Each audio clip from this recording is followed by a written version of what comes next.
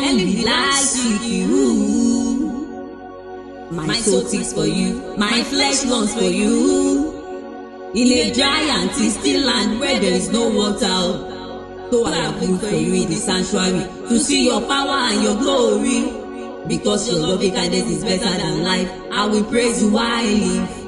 I will lift up my hands and worship your name. Because you are the God of gods, you are the King of kings, you are the Lord of lords, boss of bosses, Father of all fathers, our present help in time of trouble, our refuge and buckler, our strong tower, our dwelling place, our preserver, our protector, our provider, our comforter, our marketer, our promoter, our deliverer, our salvation, our strength, the one who is, the one who was, and the one who is to come. You created death and death cannot kill you. You have been the beginning before the beginning began. You have been the end before the end ended. Unchallengeable God, unstoppable God, unsearchable God, unquestionable God, undisputed champion of the whole world, ancient of days, I am that I am, bright the morning star, a father of the fatherless, a defender of widows, a consuming fire, God of gods, mighty God,